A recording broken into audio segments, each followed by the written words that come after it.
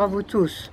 Eh bien, aujourd'hui, je vais vous faire une proposition de vous montrer en fait comment marche la psychogénéalogie et comment on peut avancer dans son histoire et comprendre ce que l'on porte.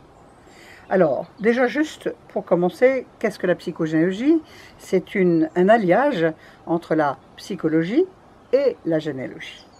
Ce qu'il faut savoir, c'est qu'un être humain n'est jamais seul. Il fait partie d'un ensemble. Et nous sommes tous en co-création, nous sommes tous en lien. Et on va se rendre compte combien il est important de vérifier les liens dans la famille.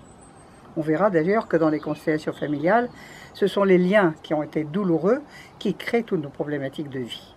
Donc l'autre moyen d'accéder à ça, c'est de faire de la psychogénéalogie en mettant noir sur blanc sur un papier sa propre histoire. Chaque être humain fonctionne suivant 5 modes et on le verra dans la formation acte que nous faisons. Le mode intellectuel et mental, ceci est une flèche. Le mode affectif, ceci est une coupe. Le mode sexualité. Le mode abondance et travail. Et puis bien sûr le corps avec les pathologies qui vont nous raconter une histoire particulière. Ceci, je le montrerai ultérieurement dans une petite présentation de décodage biologique. Alors, comment fait-on? Eh bien, ce sont les prénoms, les dates de naissance et des places dans la fratrie qui nous racontent l'histoire. C'est ce qu'on peut appeler aussi la langue des oiseaux. Donc, on va faire un arc fictif. Par exemple, on va prendre les grands-parents de chaque côté.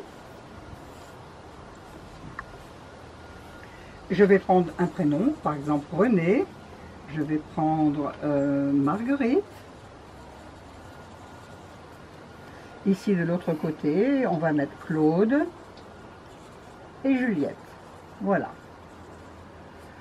Sachez que la personne qui a envie de faire son arbre est la quintessence de la 5e génération et qu'elle est en lien essentiellement, pas seulement, mais essentiellement avec ses grands-parents. Ce qui veut dire que si on travaille sur la zone grand-parentale, eh bien, on a une chance de trouver ce qui s'est joué à la 5e génération. Or, à la 5e, on a souvent extrêmement peu d'informations.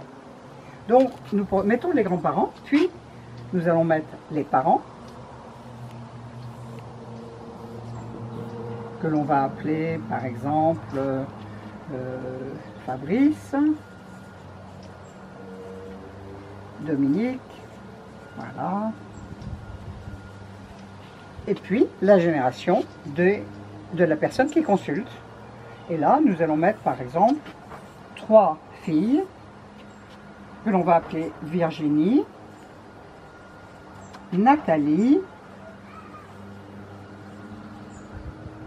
et j'ai perdu le fil de la 3e fille que l'on pourra appeler Jeanne. Allez, voilà. Ce qui va être très important, c'est de bien vérifier si on a bien la bonne place, puisqu'on a vu que c'est un des aspects qui permet de comprendre. Donc, peut-être qu'on va avoir la possibilité de demander aux parents s'il y a eu des IVG, des fausses couches, des enfants mort-nés. Et par exemple, je vais mettre ici une fausse couche.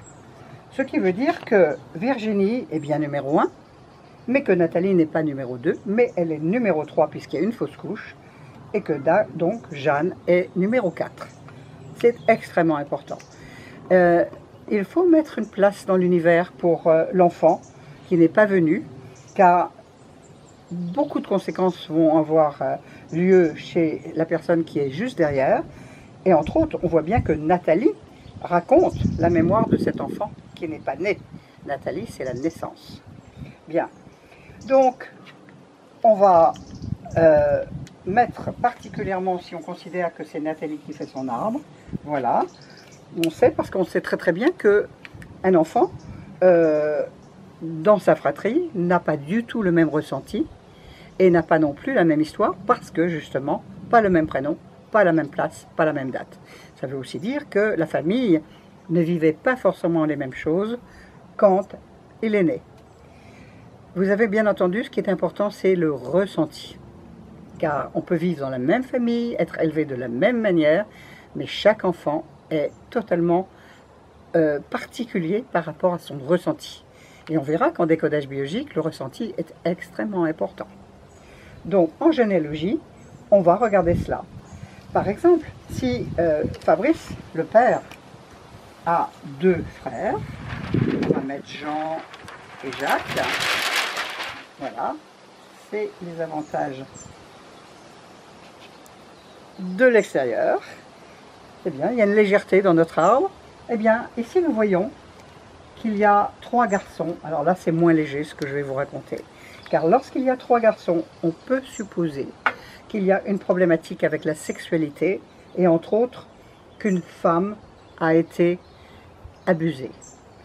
Il se trouve qu'on a les 2 prénoms qui le racontent. Marguerite, c'est une fleur, et Virginie, virginité. Donc déjà là, je sais qu'avec 2 prénoms, 3 hommes, ici, il y a une problématique avec la sexualité, nous sommes dans ce registre. Bien évidemment, quand quelqu'un vient me voir, il va avoir une demande particulière.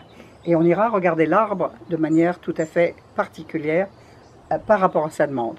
Mais en ce qui me concerne, lorsque je travaille avec quelqu'un, j'essaie de donner un maximum d'informations pour qu'on puisse avancer.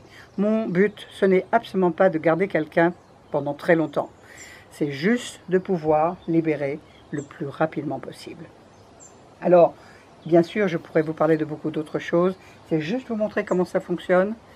Donc, osez poser des questions. La seule chose que je vous demande, c'est de ne pas pressuriser sa famille, parce que parfois c'est indicible. Il y a des choses non dites, des douleurs, des blessures qui ne peuvent pas être dites.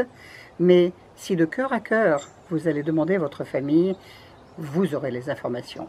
De plus, la vie est incroyablement généreuse et vous les donnera de toute façon. Voilà. J'ose espérer que vous aurez envie de faire ce parcours initiatique à travers votre histoire. Merci.